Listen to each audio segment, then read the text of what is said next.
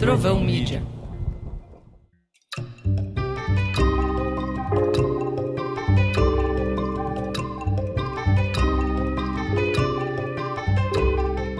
Oi, eu sou a Vélia Conelli e isso não é uma sessão de análise, um podcast criado por mim e pela Trovão Mídia. Sejam bem-vindos e bem-vindas.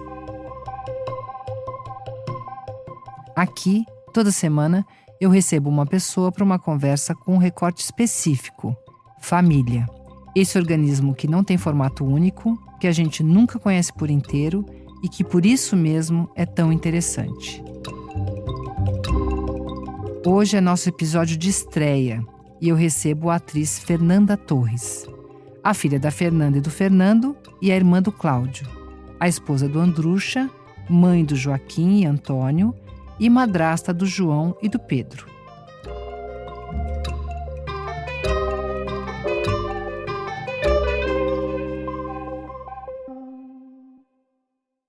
Antes de você ouvir a Fernanda, um rapidíssimo intervalo.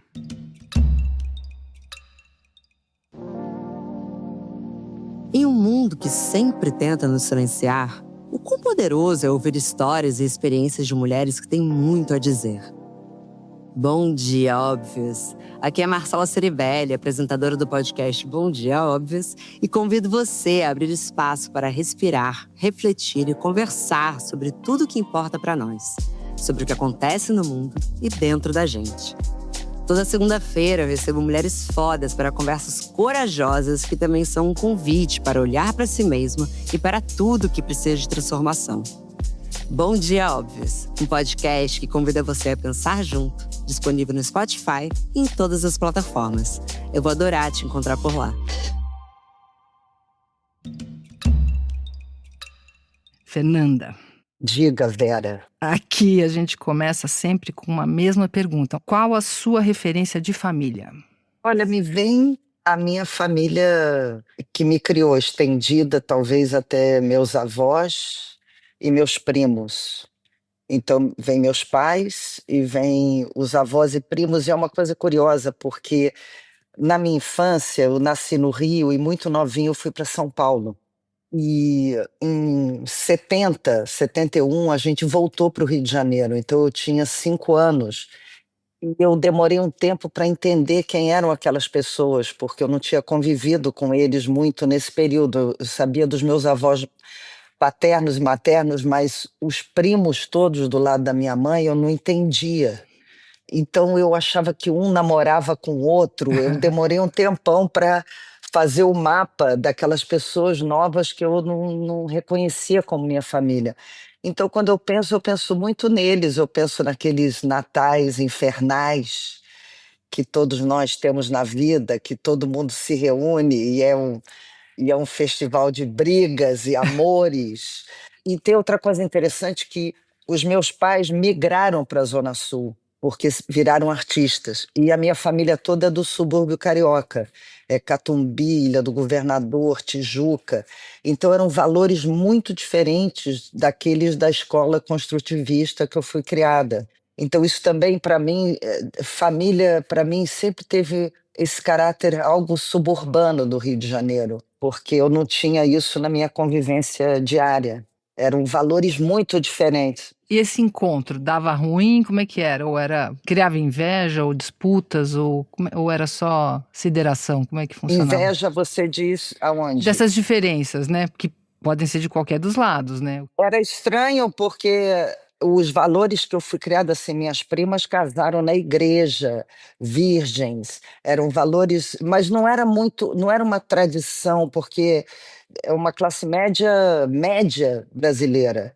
Então, não são valores assim rígidos, que não podia, mas esses valores estavam todos lá, dos meus primos da Tijuca. Era muito diferente, porque os anos 70, que foi a minha infância, e depois os anos 80, na Zona Sul, são anos libertários, né?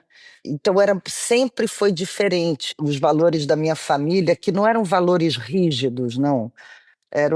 Mas eram os valores tradicionais O pai, mãe, conservador, né? casar. Que a gente tá confundindo um pouco Conservador, o mas às conservador com o vezes extremo, né? E que não é, né? O conservador é simplesmente conservador, né? exatamente, então não é que eram pessoas que era o fim do mundo se você perdesse a virgindade, não era isso. Isso acontecia por uma vontade mesmo, as pessoas se reconhecem naqueles valores. E ao mesmo tempo muito louco, minha tia era mãe de santo, então também algo de um mundo muito diferente do mundo da Zona Sul, que eu fui criada com meninas. A maioria dos pais eram separados, meus pais nunca se separaram, meus pais são conservadores nesse sentido. Então, sempre eu fui criada dentro de valores conservadores, mas não violentamente conservadores, conservadores na sua base. E, por outro lado, os meus amigos, o lugar onde eu cresci era totalmente libertário. Então, eu Mas isso sempre é vivi nessas duas diferenças, assim. tão legal, né, Fernanda, você trazer isso, porque talvez as pessoas dessa geração atual, mais jovens, assim, têm muita dificuldade de lembrar de um tempo, ou não conhecer um tempo no qual o conservador não precisava ser extremo, né? O progressista também não. Então que a gente podia conviver com a diferença sem que isso fosse uma polarização. A família tinha que se separar, como a gente viu, né? Recentemente, as famílias totalmente apartadas, as pessoas não podem mais passar natais juntos, não podem mais estar juntos no mesmo ambiente, porque... Então é tão legal resgatar, e você está falando dos anos 70, né? Quer dizer, são anos também de ditadura. É muito interessante você trazer essa negociação possível. É isso, eu vejo para todo lado, né? Do lado progressista e do lado conservador, hoje em dia, as pessoas são tão aguerridas dos seus posicionamentos que são incapazes, às vezes, de se ver na pele do outro, de entender o conservadorismo do outro e do outro entender o lado libertário da outra pessoa. É quase como se as pessoas tivessem que matar umas às outras para poder existir no mundo. Isso, hoje em dia, é muito ruim, muito chato, E essa de todos família, os ela lados. sobreviveu aos tempos atuais, assim? Essa família com essas diferenças, vocês conseguiram conciliar? Porque algumas vinham vindo bem e de repente romperam, né? Ainda tem convívio? Olha, do lado da minha família, muito, porque o fato deles serem conservadores não quer dizer que eles foram para a extrema-direita, pelo Uhum, contrário. sim. Gente, é que a minha família, por parte de mãe, eles são muito. Eles vêm de uma origem, a avó da minha mãe eram imigrantes que vieram da Sardenha. E minha mãe fala, eu cresci num mundo primitivo, de quintal com cabra, Uhum, para tirar leite. Ela até hoje ela falou. Então, a minha família, eles são conservadores primitivos, sabe? Eles uhum. não são conservadores na política ou na. Isso não aconteceu, não tenho nenhum extremista na minha família nesse sentido. Então, no modo de viver, né? Minha mãe também pegava galinha, a gente não sabia que o peito de frango vinha da galinha, né? Minha mãe ia lá, matava a galinha, tirava pena, né? Para mim, Exatamente. o frango era um negócio que estava na geladeira do supermercado, né? Não tinha um animal referido àquilo. Exatamente. Então, essa família é muito mais isso. E o outro lado do meu pai é uma família. O meu avô era um intelectual, um médico, foi político na época do café com leite. E quando veio Getúlio, ele era prefeito de uma cidade, Iguaçuí, onde meu pai nasceu, no Espírito Santo. E veio o Estado Novo e ele perdeu todo o poder político dele. Eles, sem nenhum dinheiro, vieram para o Rio e ele viveu de medicina. Era um intelectual conservador Uhum. e ele morreu. Eu era muito nova, ainda na década de 60. E ficou um núcleo assim que era uma família da Tijuca, uma classe média da Tijuca, que é outro valor diferente da outra do Catumbi e da Ilha do Governador. Eles eram diferentes, eles eram uma classe média tijucana, assim, que foi onde eu cresci, a casa, uma casa muito voltada para os filhos, para as crianças, porque tinha minha avó, minha tia e a tia-avó solteirona da família. Então, aquelas mulheres todas, elas criavam as crianças. Então, era uma casa assim para criança, totalmente voltada para criança, diferente do lado da minha mãe, que eu acho que minha avó, mãe da minha mãe, ela olhava a criança e ela falava, tadinho. A minha mãe, ela tem a teoria de que a criança é alguém que já é um adulto, na plena potência de ser adulto, só que, coitado, preso naquele corpinho. Então, é uma visão totalmente de Psicanalítica. que criança, o negócio da criança é crescer, que crescer Aham. é uma libertação, que era o contrário da casa da Tijuca, onde o estado infantil ele era preservado. Tanto que quem brincava comigo era o meu pai. Aham. Minha mãe, ela nunca soube muito brincar. Ali do lado da minha mãe, o negócio era ficar adulto logo. Maravilhoso.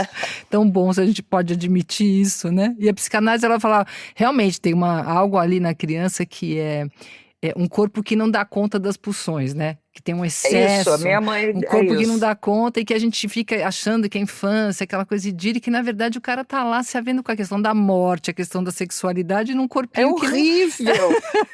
Eu juro que eu olho hoje em dia um jardim de infância, assim, com as crianças, e eu falo, graças a Deus que passou. E aí você tem filhos, seus filhos passam pelas mesmas questões. Juro, eu nunca tive medos e medo do relacionamento, de tudo, de forma mais violenta quanto eu tive na infância. Uhum, Depois, na adolescência, só melhora. uhum. As pessoas melhoram. A violência da infância é barra pesada, É gente. tão bom ouvir isso, porque eu tenho, não tenho, eu tenho saudade zero, mas eu incluiria a adolescência, que também pra mim não foi muito legal. Saudade zero desses começos, eu tô achando cada vez, tirando a falta de colágeno, eu tô achando as coisas cada vez melhores. Mas Melhora muito. a gente entra na segunda pergunta, que é, então, qual a tua referência de família hoje, né? Como é que aquilo, todas essas referências muito interessantes aí, de classe, de território, né?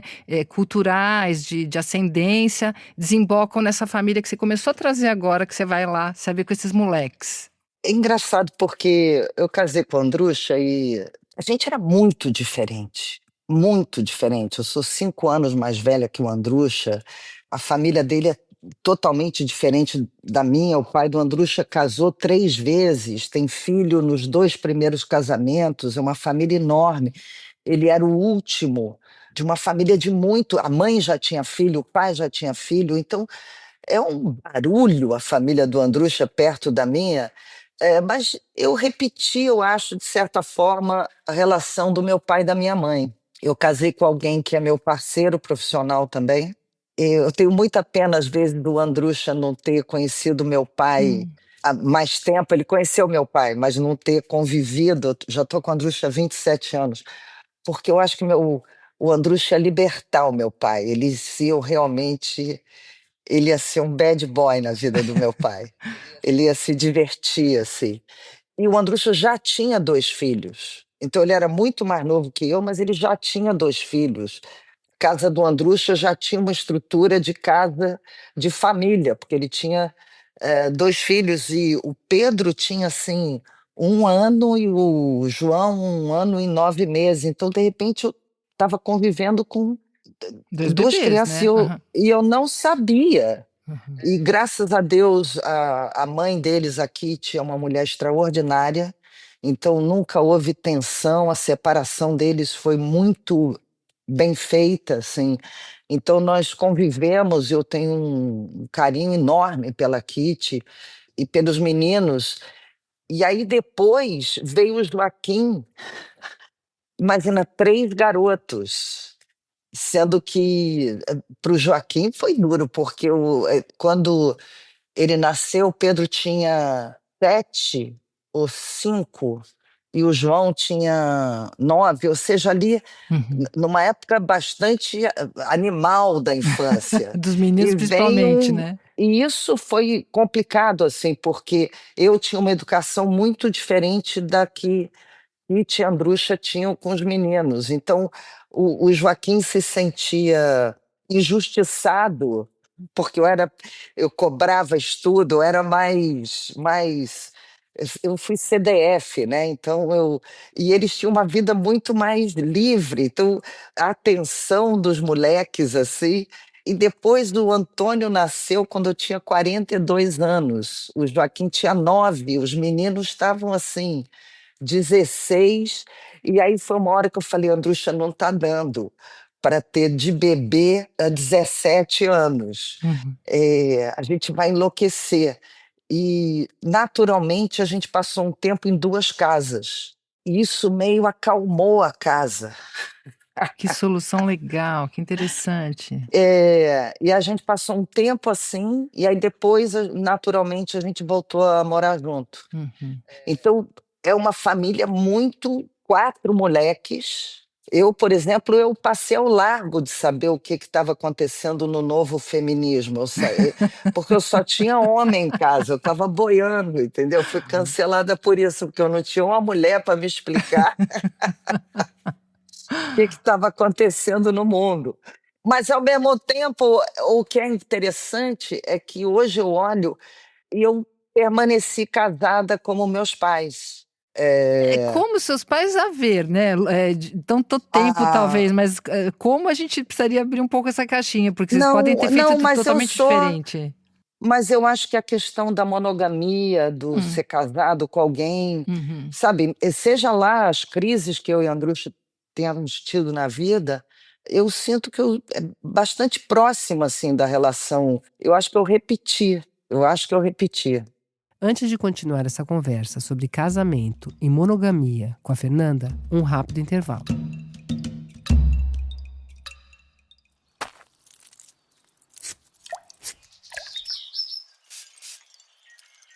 Tudo que é vivo precisa de cuidado. Mas na cidade é fácil a gente se perder, dos outros e de nós mesmos.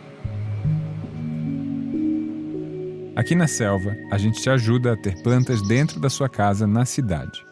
Não é uma sessão de análise, mas é terapêutico, né, Vera? Eu adoro a selva. E sim, viver e cuidar de plantas, pelo menos pra mim, faz muito bem. Vem conhecer nossos vasos, suportes e acessórios práticos e charmosos para você deixar a sua casa mais verde. Acesse selva.com, selva com 3 Vs. Ou, melhor ainda, venha na nossa loja, na Vila Madalena, em São Paulo. E claro que tem cupom para vocês ouvintes. Use ISSO10 no checkout e ganhe 10% de desconto. Escuta, você se sente às vezes a última mulher monogâmica do planeta Terra, meu? Porque eu tô me sentindo a última mulher cis, heterossexual, monogâmica do planeta Terra e assim, sem muitas nuances, como diz um amigo meu gay. Sem muitas nuances, né? É curioso, né? Quase como uma posição a poder ser respeitada nesse lugar, Eu né? acho uma posição revolucionária. Nos dias atuais, é revolucionário, porque você ficar muito tempo casado com alguém é muito interessante. Primeiro, porque você não fica casado com a mesma pessoa, Uhum. você vai mudando. E é um processo de amadurecimento muito legal, porque nos primeiros anos você jura que você vai mudar aquela pessoa para ficar mais parecido com o que você sonha, com o que você conviver, as coisas que te incomodam naquela pessoa. Depois você entra numa fase em que você desiste de tentar mudar a pessoa. Você passa anos brigando, ambos os lados. Depois você desiste. E minha analista, uma vez, ela me falou uma coisa maravilhosa, que é bem o caso. Ela disse, não, vocês estão juntos, você e Andrucha, para poderem ficarem sós. Uhum. E isso eu acho que nós temos. Eu e Andrucha, a gente é capaz de ficar sozinho junto. Isso no sentido de que um é de um jeito, o outro é de outro. Então, faça o que você quer, mas me deixa em paz, não Que me chateia. interpretação maravilhosa, né? É aquela frase do Chico, né? Com você a minha solidão se sente acompanhada. É isso. É maravilhoso. Isso eu acho que é o segredo de um casamento. Então, eu acho que as pessoas se separam muito por várias razões, mas talvez porque em algum lugar elas não vençam esse momento em que você quer que o outro seja o que você espera dele. Uhum. Eu acho isso uma forma de amadurecimento, assim. Isso aconteceu comigo e a Andrucha. Aquela primeira fase que você está descrevendo do casamento, né? Na qual você fica xingando o outro por ele ser quem ele é, né? Puta, mas eu sou Exato. assim, cara. Por que você tá comigo, né? Por causa desse projeto, né? Idealizado. Sensacional, sensacional. E aí você teve esse espectro, né? dessa molecada. Acho tão legal você falar essa questão de como os meninos, criar meninos é para os pais diferente do que criar meninas, porque as meninas dão outros feedbacks, as meninas... Eu não sei como é criar menina, eu não Aham. tenho. Eu também não sei como é que é é, criar menino, eu não tive essa Mas experiência. eu, hoje em dia, também isso é um problema falar, mas eu acho que existe uma diferença entre os gêneros. Existe, Desculpa, eu claro. sou uma mulher do século passado. É, então, tudo que eu falar aqui, me perdoem, porque eu sou uma senhora. É, mas eu sinto assim, eu acho mulher muito mais subjetiva do que homem. A subjetividade feminina deve ser difícil de você educar. Ou não é educar, porque você não educa, mas de conviver com um Uhum. ser que está em formação, com tanta carga de subjetividade. E eu me lembro, eu tinha melancolia. Então eu gostava de. Não é que eu gostava, eu ficava triste. E eu gostava que a minha mãe notasse que eu estava triste. Aham, Isso lá para a adolescência, depois, uma hora eu enchi o saco, eu me livrei disso, mas aham. foram um período muito grande. Então, eu fico imaginando, pô, tem uma filha melancólica em casa, eu fico chatíssima. E menino não, menino é violento. Uhum. Eles resolvem brigando, se sacaneando, e que, de certa forma, é às claras. Eu não vejo nenhum problema em colocar as coisas. Eu acho que o que fica complicado é quando a gente supõe que essas diferenças estão dadas escritas na pedra, dada por uma biologia para todos, entendeu? Eu acho que tem questões culturais que pegam as diferenças entre nós e extrapolam. Então, os meninos realmente têm pouca reflexão, pouco trabalho com a subjetividade, enquanto as meninas estão a mil desde muito pequenininhas, pensando o que, que o outro está sentindo, o que, que ela está sentindo, É elas- isso, é um eu não sei trabalho. se isso é cultural, se é pedido das meninas isso e dos meninos, mas não me parece. Me parece algo da constituição deles, assim. Também, Eh, mas e eles reforçado, são né? muito diferentes. Veja bem, Uhum. 4 moleques absolutamente diferentes. E eles têm uma subjetividade imensa, não é que eles não tenham, mas é na maneira de lidar com o mundo, assim.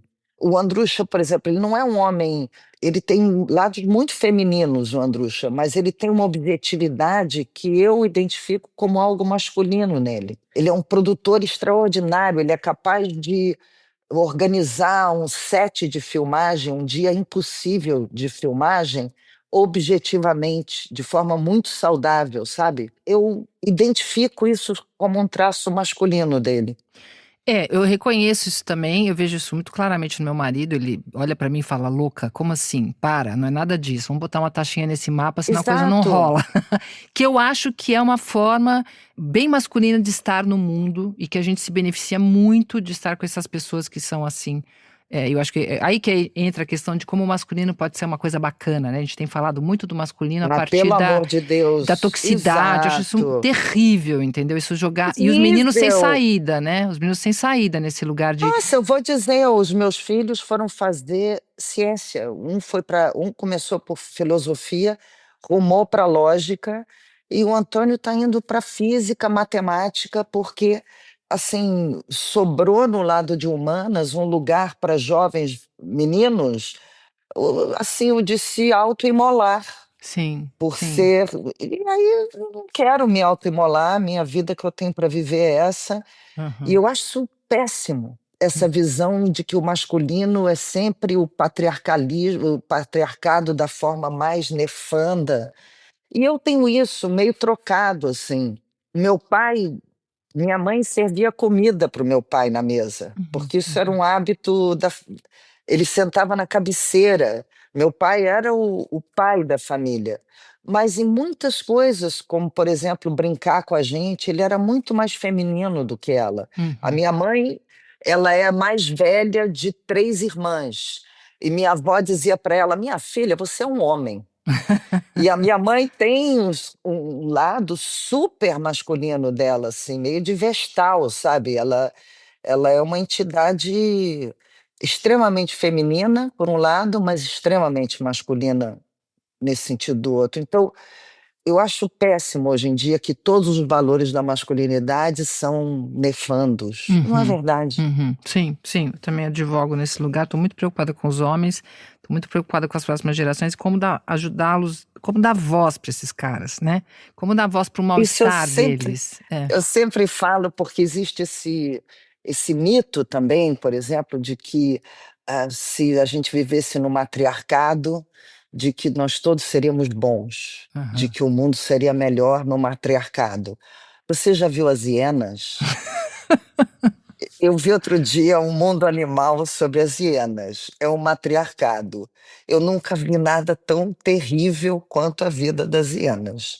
Então, eu acho que também esse lado idílico de que o que a gente tem que prestar atenção são a coisas práticas no mundo, como leis discriminatórias, como falta de creche, como toda a carga de criar os filhos ser colocada em cima das mulheres. Isso são coisas práticas que a gente tem que lutar para mudar a sociedade. Nisso eu acredito totalmente. Eu acho que o contrato da mulher hoje em dia é horrível, porque você não consegue ser a supermulher que querem que Isso, você deveria eu quero ticar saber mais sobre todas as isso. coisas perfeitas. Porque assim, que a diferença não precisa ser diferença de valor, pode ser simplesmente a diferença. Somos diferentes, né? E não você pode mais, você pode menos, você tem que cuidar do outro. Exato. Uhum, uhum. Ou eu quero o seu lugar e o outro quer. Eu acho que assim, lutar por receber o mesmo dinheiro de pessoas que ocupam a mesma função, tudo isso está certo, mas você acreditar que o fato de você ser mulher te torna um ser humano menos canalha, não é Uhum. verdade. Exatamente, Isso perfeito. não é verdade. Eu acho que existem coisas inerentes ao ser humano. Uhum. A bondade, a maldade, são coisas que podem acontecer independente de classe, gênero, religião. Perfeito. Agora você deu uma palhinha aí da questão das mulheres se havendo com cuidado, né, com ganhar menos, tudo. E você vem com uma história que trata um pouco da sua mãe se havendo com a época dela, e você com esses 4 moleques, você com a tua carreira. Eu acho que tem uma questão de uma carreira que o quanto ela é compatível com o que se espera de uma mãe e de uma esposa, né, estando lá em casa, cuidando de tudo. Como é que você conciliou uma carreira tão internacional com a família, né? Nossa, gente, quando eu olho para trás, hoje em dia, quando eu vejo uma família entrando num avião com o bebê, guardando o carrinho, a bolsa, a mamadeira, com outro pequenininho, eu digo, graças a Deus que passou. O momento assim da passagem é quando você vira para o teu filho e fala: põe as coisas na mala e vem. E eles põem e carregam a mala deles. E Aham. talvez até carreguem a sua mala. E realmente. É a glória. é, E foi fogo, porque, na Uhum. verdade, é um período de. Coincidiu os meus filhos com um período que eu assentei no Rio de Janeiro. É o período dos normais, Uhum. do Casa dos Budas Ditosos e do Tapas e Beijos. Então, foi um período em que eu trabalhei muito no Rio, mas eu trabalhei muito num nível industrial que eu nunca tinha trabalhado antes. O Tapas e Beijos, especialmente, eu já com os 2 moleques meus criando, assim. E é muito pesado, assim, Uhum. porque Tapas e Beijos ia de março a novembro a gravação, gravava a semana inteira, então quando chegava sábado e domingo tinha os filhos. Uhum. Então era hora da gente A outra conviver jornada. e eu fui uma mãe dedicada. Uhum. Então eu ia para o parque, eu fazia atividades interessantes. Quando vinha o meio do ano, tinham 2 semanas de folga para eles nas férias e para mim no trabalho. Então tinha umas viagens com a família, que você voltava precisando de férias. E aí tinha, quando acabava o Tapas e Beijos a gravação, isso foram 5 anos assim, tinha Natal, Ano Novo e as férias de janeiro. E você começava quase a pedir para voltar ao trabalho, para Uhum. você dar uma relaxada. Então eu não sei, assim, tive ajuda de pessoas maravilhosas que me ajudaram a dar conta desse contrato impossível, e com o Andrucha novo, mais novo do que eu, então animado. E homem, né? Com uma carga menor, né? E homem. Aham. Mas com 4 filhos, então a Sim, carga, por sim. menor que seja, ela Já. está sempre. Aham. Porque os 4 são dele. E aí, engraçado, porque depois que acabou a pandemia foi um período terrível e ao mesmo tempo interessante, porque a gente subiu para um sítio que a minha família tem com a minha mãe, o Andrucha e o meu filho menor. Ele tinha 10 por ali. E aí a gente conviveu muito. Uhum. E o Joaquim subia, o Pedro, o João, meu sobrinho Davi, que é como se fosse irmão também dele, só deu homem nessa geração na minha família. E quando acabou, o meu filho menor foi fazer um summer, não sei o que, numa escola fora do Brasil, e disse: Eu quero ficar. Então ele foi embora. E aí, pouco depois, o Joaquim foi embora, já no meio da pandemia. O Joaquim foi morar sozinho. Então, muito cedo, antes do que eu achava, porque quando eu tive filho aos 42, eu achei que Uhum. eu e Andrucha sozinhos, eu ia estar com 80 anos. A gente ia ter problema de locomoção, entendeu? E aí, meio ali nos 55, para mim, 50 para o Andrucha, a gente voltou a viver sozinho. E foi muito interessante, porque rapidamente nós ocupamos a casa inteira. Hoje em dia, assim, já nem cabe 2 filhos, porque nós ocupamos as casas, tem que ser ou um ou outro. Isso foi uma coisa muito legal de experimentar, voltar à minha vida de solteira, ainda há tempo de usufruí-la. Não, eu tô achando isso Foi muito maravilhoso, porque eu bom. senti um alívio tão grande quando minhas filhas saíram. Mas um alívio. Exato, Tipo assim, assim, agora elas estão meio voltando pro Brasil. Eu falei, na minha casa não. Nós vamos não alugar dá, outro lugar. Não dá, não cabe. E a minha casa é enorme, assim. Mas não dá, porque não não dá importa, não é psiquicamente, isso. entendeu? É tipo assim, não aguento. E elas são foférrimas, eu imagino que os seus também. Mas é tipo, abrir a Não geladeira e tem falar, nada a cadê minha ver com kombucha? isso. Cadê minha kombucha nunca mais? E tipo, não dá. Exato. Porque você não pode estar no mesmo status. Você tem 4 adultos numa casa e as pessoas têm status diferentes. Tem quem compra o supermercado e quem usufrui. Não dá, entendeu? É outra vibe, não rola. Então, essa coisa eu entendo e acho genial você trazer isso, porque fala disso, né? Quer dizer, e com 55, que é um momento também Exato. interessante, né? De plena potência. 55 é uma hora muito curiosa, porque você é realmente um adulto. Uhum. Você já passou por tantas experiências que você se conhece um pouco e conhece o mundo um pouco. Então você evita maus humores no trabalho, você aprende a controlar o seu humor com o outro. Então, realmente a falta de colágeno é pior. Você vai olhando, falando, está descendo ladeira abaixo isso aqui, mas tudo bem, vamos. Agora, tem um lado de maturidade e também você. Coisa legal, os 40, você ainda quer ser parte do seu tempo. Com 55, você já está vivendo num tempo que não é o seu. Uhum. Então você já vê o mundo com distância, assim, com uma certa calma. Você não quer mais fazer parte dos movimentos do seu tempo. Eu me lembro isso com 20 anos. Eu queria sentir que eu estava vivendo o meu tempo. Hoje em dia eu sei que eu não estou. Outro dia eu vi no Linha Infinita, entrou assim: se você tem mais de 45 anos e está usando a inteligência artificial como se fosse o Google, você precisa de ajuda rápido. Era eu. Eu falei, realmente eu não vou conseguir lidar com inteligência artificial, não vai ser do meu tempo. Então hoje eu estou em desacordo com muita coisa no mundo, mas eu aprendi que não é o meu mundo é outro. Que E bárbaro isso.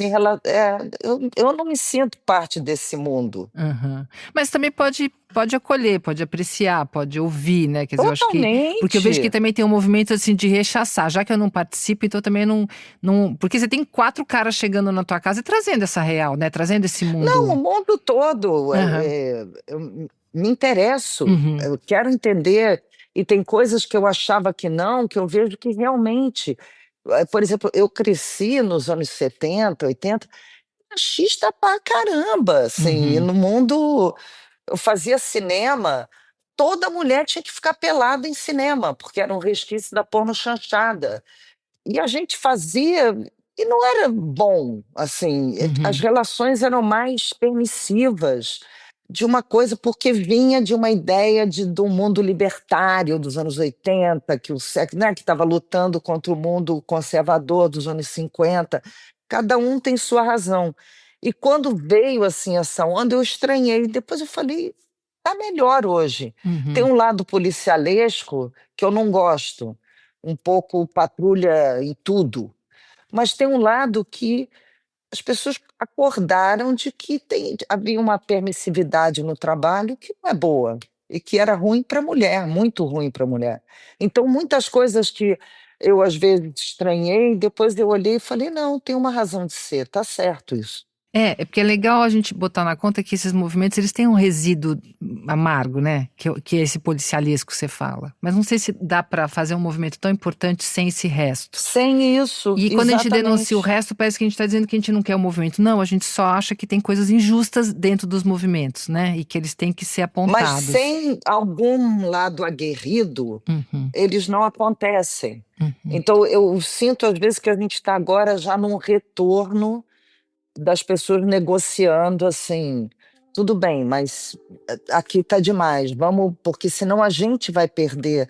Tanto que a direita foi muito, a direita, quando eu falo a extrema direita, foi muito sábia nisso, ela se apropriou de conceitos como liberdade de expressão, ela se apropriou do direito de liberdade de expressão, botou no bolso os progressistas. Então tem um lado do lado progressista que vai ter que dar uma negociada para retomar a questão, por exemplo, da liberdade de expressão em outros termos. Eu não sei como, entendeu? Mas esse eu acho uma sinuca grave que aconteceu.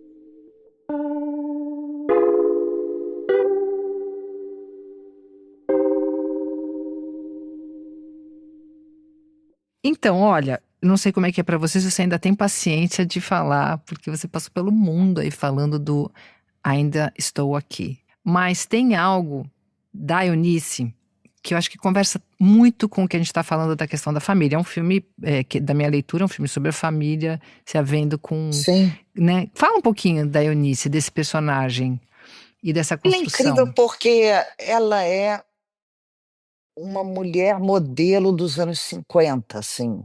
Ela é uma dona de casa perfeita.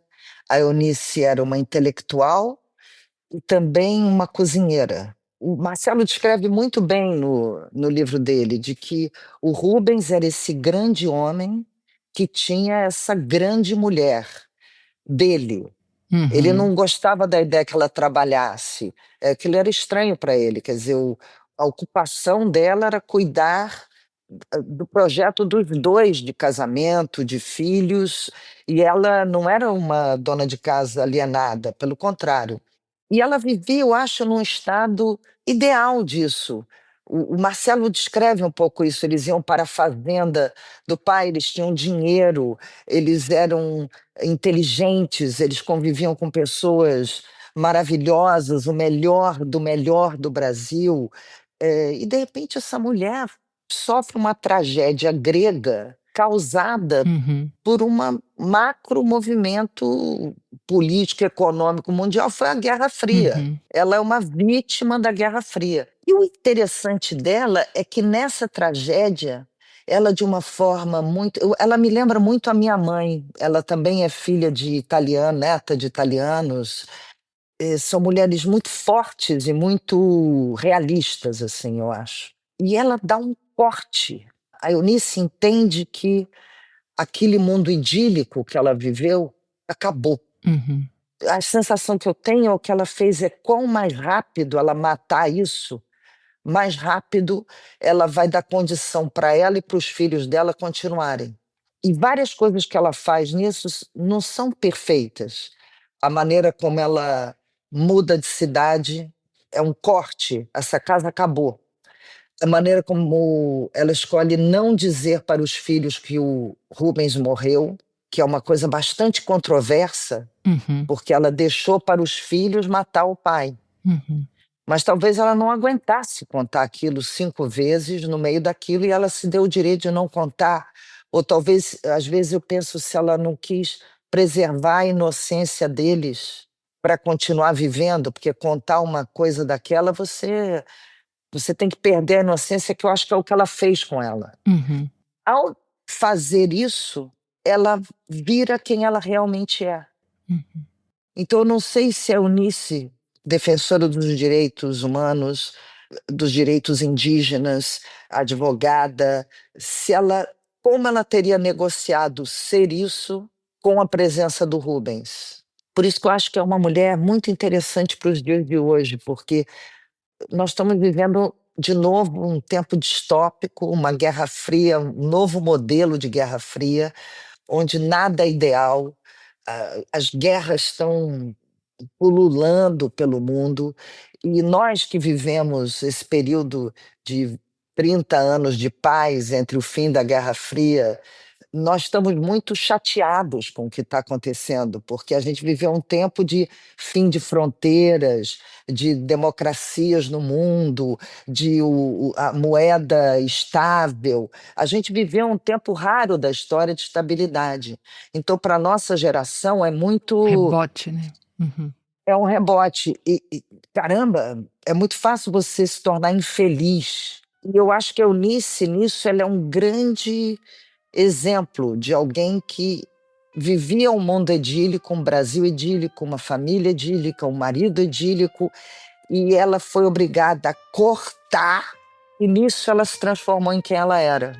E eu acho que é o que a gente tem que fazer hoje em dia. Viver na diversidade e, de certa forma, matando nossos sonhos, talvez infantis, idílicos, de paz, de democracia. Tudo isso está caindo. Uau, você traz uma leitura tão linda para o atual, né? Não só pensando nela como uma figura feminina, ok, segurando esse rojão todo, mas como o que a gente chama na psicanálise de castração, né? Você tira um pedaço para poder ter o resto. Ela teve toda uma outra vida. Se ela ficasse tentando segurar aquilo, ela não ia ter nada. Se ela virasse a viúva eterna de Sim, Rubens, ela não sim. ia ter. Não ia ter ela. Aham. Castração total. Ela faz um corte que é uma coisa impressionante. Uhum. E que marcam E depois. nisso, dessa repetição de época, engraçado, por exemplo, a gente falou desse lado policialesco, de tudo, de todos os lados hoje em dia. O fim dos anos 60 ali é um período curioso. Eu cresci logo depois dele.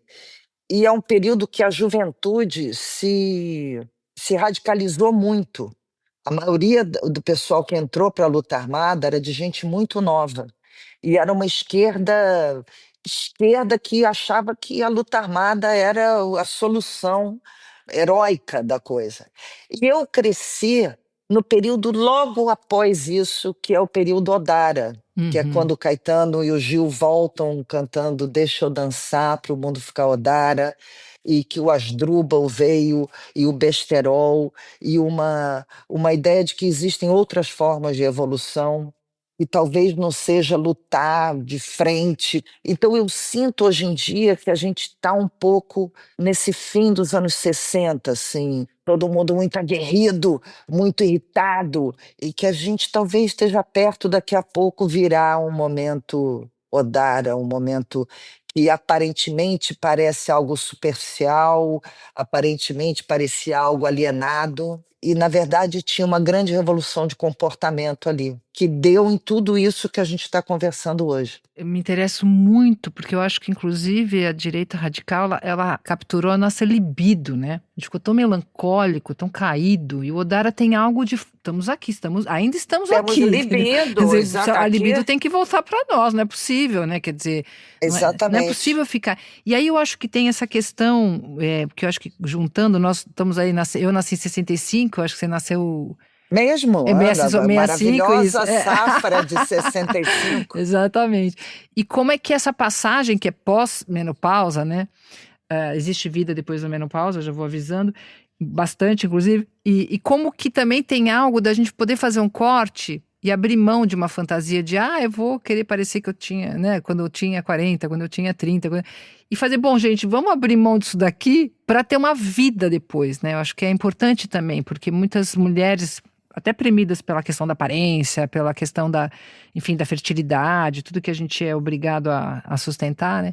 Chegam nessa idade muito melancólicas, porque não conseguem falar, bom, tem algo que acabou Olha, ali atrás, vamos seguir, porque tem muita coisa você sabe boa. que costumo dizer que o dia que eu fui no médico e eu tirei 0 no exame de hormônio, eu tive uma sensação de morte, assim. Uhum.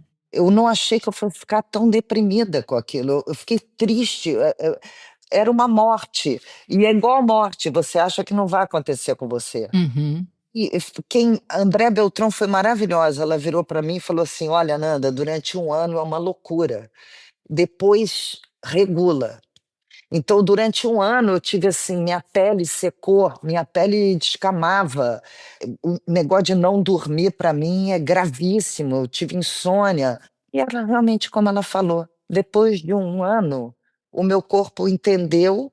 E hoje em dia eu nem me lembro o que é menstruar, toda a questão, eu nem me lembro. Hoje em dia eu sou totalmente eu, assim, mas o ano em que acontece é muito estranho, dá muito medo. Você fala, pô, quem você eu sem meus hormônios? Aham. O que vai restar de mim? Para que eu sirvo? E coisas físicas mesmo, de falta de sono, de calor. Mas depois de 1 ano, minha vida. Eu fiquei super deprimida, Fernanda. E eu, com 300 anos de análise, e ainda aí no endócrino, falava assim: não, eu tô com algum problema, não é possível. E eu tava Mas é deprimida. É físico. É físico, e é físico, físico. mas assim, a depressão para mim teve muito um caráter de retificação subjetiva. Falar, eu não sou mais aquela pessoa, não adianta, você não vai acordar às 5 horas da manhã e vai correr no parque 10 quilômetros. Acabou, bicho, é outra, fazemos outras coisas, entendeu? Mas isso também é ótimo. Por exemplo, atualmente, eu não me exercito não dá, é Aham. isso, não dá para correr 10 quilômetros, que vai ser ruim para você. Mas aí também é bom, porque com menos dá. Sim, sim. Então, você se autorregula, demora um tempo para se autorregular, mas depois que autorregula é ótimo. É, Você não teve isso. totalmente. E aceitar que eu sou outra pessoa, caramba, em vários sentidos, bons e ruins, entendeu? E eu acho que isso que eu não me perdoava, porque a gente, eu não sei você, mas eu sempre fui uma pessoa muito saudável, eu tenho a impressão que você também. Então eu não estava habituada a ficar, sabe, me sentindo cansada, me sentindo. Eu fui traída pelo corpo, né? Por isso que eu acho, você fala muito como se fosse uma decisão, eu aceitei. Eu não acho que é você que aceita, eu acho que é o seu corpo que ele demora um tempo para se ajustar e aí ele se ajusta numa nova homeostase, é assim que chama? É, não, mas tem gente que não aceita mesmo, assim, gente que entra numa melancolia bom, isso no consultório a gente vê, as Não, é mulheres, claro, entendeu? Assim, mas tipo, eu tem não. algo que você fala, bom, agora meu corpo é assim, tô adorando, tá ótimo, funciona desse jeito, tá funcionando super bem, é de outro jeito, mas internamente é tipo, é isso que temos, e não ficar em busca de uma, né, como a história da Eunice, em E sim, busca dos mas anos eu 60 no sinceramente Rio. acho que o seu corpo faz parte disso para Totalmente, você. totalmente. Assim, que é difícil ter uma decisão assim da vontade nisso, que tem Até porque muita você coisa agindo que é além da sua vontade. é como esses sintomas também vão diminuindo, você não vive mais uma experiência só de sintomas desagradáveis, você tem uma vida, né? Você tem uma vida que tem um Exato, ritmo, que isso que eu tem. acho. Sim, sim. Concordo com você e com o André Beltrão. É isso aí, tem que passar esse primeiro ano que ele não é fácil, não. Exatamente. Fernanda, como se não bastasse tudo que você ofereceu pra gente esse último ano com o Ainda Estou Aqui, né? Maravilhoso. Você tá fazendo o que agora, assim, que tá te animando? Descansar, Ah, ler. que maravilha! O que está me animando é que eu passei 6 meses sem abrir um livro, uma coisa. Eu sempre tenho um amigo livro. E durante 6 meses, teve uma hora que eu me vi assistindo Emily in Paris. Eu estava em Los Angeles, eu me apeguei a Emily in Paris, porque eu ia nos aviões e aqueles. Assim, meu neurônio foi a zero. E aí, a primeira coisa maravilhosa que me aconteceu agora na volta foi que eu abri o Metamorfoses do Ovídio, que era um livro que eu tinha medo pelo tamanho, pelo nome. E foi um prazer, foi isso realmente, acabei agora, foi uma coisa maravilhosa. E aí as outras coisas é trampo, né? Eu tenho uma campanha do Itaú, o Itaú tinha me chamado, eles queriam uma parte de anúncio mesmo e uma parte de conteúdo, porque o mundo está mudando para todo mundo, né? Então, antigamente você fazia uma campanha para uma marca e estava feito. Hoje em dia você tem que alimentar os tamagotchis todos, todas as redes sociais, a televisão, e o Itaú queria um conteúdo e eles me propuseram uma entrevista. Eles escolheram pessoas muito interessantes e a minha única contribuição, fora ali, você tem que ver roteiro, né? Você não entrevista ninguém sem conhecer daquela pessoa, foi que eu achei que a gente devia falar de dinheiro, porque era um banco e porque eu acho que o dinheiro conta muito de como as pessoas, onde elas botaram o trabalho, o afeto, conta muito O Freud diz que dinheiro é de que libido. é libido. Uhum. E eu tinha lido um livro que é a biografia da família Rothschild. Há uns 2 anos eu li. E eu adorei, porque era a história do mundo pelo ponto de vista do dinheiro, desde a Revolução Francesa para cá. Onde é que eles tinham botado dinheiro? Em que guerra? Em que reconstrução?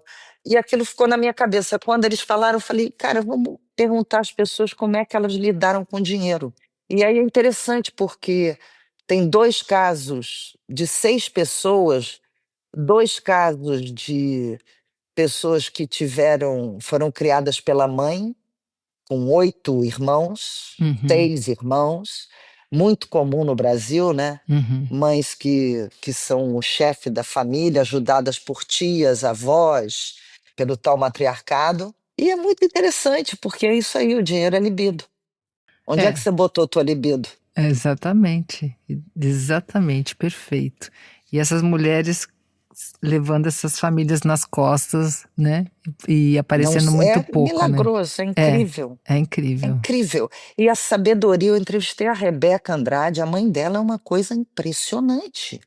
A inteligência dessa mulher, assim, impressionante. E outra eu tinha, antes de sair para a estrada, né, quando ainda estou aqui, eu tinha escrito um roteiro um pouco sobre a Muzema. Lembra a Muzema, no Rio de Janeiro, que são os prédios que a milícia começou a crescer ali no Itaiangá, e eram prédios, não era uma ocupação, não era uma comunidade, eram prédios tipo nível Barra da Tijuca.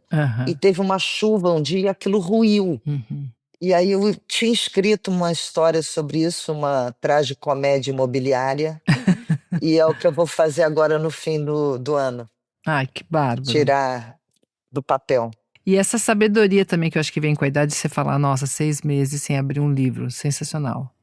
Poder fazer isso, né? Poder ter chegado num ponto no qual você pode fazer esse detox até das coisas que você mais gosta. Isso Não, eu tinha medo de não voltar. Uhum. Sabe, de perder o hábito, porque a leitura requer, que é uma dificuldade, muita gente não lê hoje em dia, porque realmente requer algo que está em falta no mundo, que é tempo. E atenção, Tempo né? e Sim. silêncio e atenção. Então eu fiquei com medo disso, da minha atenção ter ido embora. E aí não, foi ótimo. Bárbaro, muito bom. Fernanda, que prazer estar aqui com você, a gente poder conversar. É uma honra Vera, imensa. a gente concorda em tanta coisa, Vera, porque a safra é de 65. O vinho é bom. A gente é muito legal. Exato. Os últimos pessoas que vão trazer as memórias de antes da internet, assim, a gente estava lá, a gente viu como é que era. Fernanda, muito obrigada. Muito obrigada por dispor o seu tempo. Vera. E agora a gente tem uma pegadinha que é assim, eu te enchi de perguntas e eu queria trocar de lugar com você. Tem algo que você gostaria de me perguntar? É engraçado. Quando eu cresci ali nos anos 70, a psicanálise era de um jeito. Eu acho que existia a crença de que existe cura, de que a psicanálise poderia, posso estar errada, mas curar alguém. Enfim, a psicanálise já caiu em desuso, já voltou. Mas eu queria te perguntar o que aconteceu com a alta.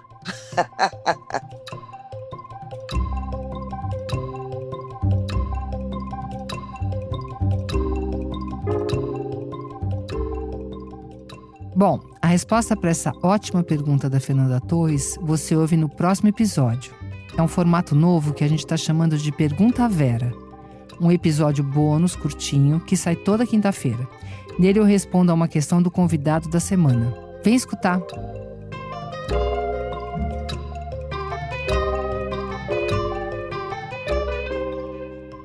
Esse foi o primeiro episódio de Isso Não É Uma Sessão de Análise. E antes de terminar, queria falar algumas coisas importantes. Esse podcast é um projeto independente meu, da Ana Bonomi e do José Orenstein, que são os sócios da Trovão Mídia. Por isso, às vezes, vocês vão ouvir anúncios por aqui. É uma das formas de financiar a nossa produção. Além disso, a gente vai ter algumas novidades, que vamos sempre contar para vocês, ouvintes. A primeira delas é que a Trovão tem uma newsletter chamada Raios e Trovões, que você pode assinar e receber material extra desse podcast, além de outros conteúdos ótimos da produtora. O link dela está na descrição desse episódio, raiosetrovões@substack.com.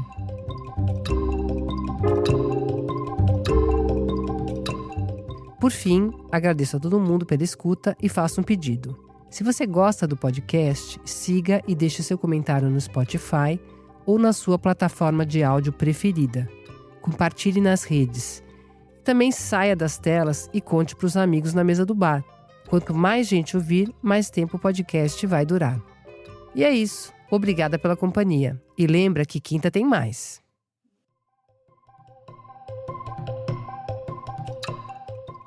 A direção e a produção executiva desse podcast são da Trovão. A produção, roteiro e montagem de som são da Laila Moalen. A mixagem final é do Pedro Pastoriz. E a trilha sonora original foi criada pelo Arthur Decloé.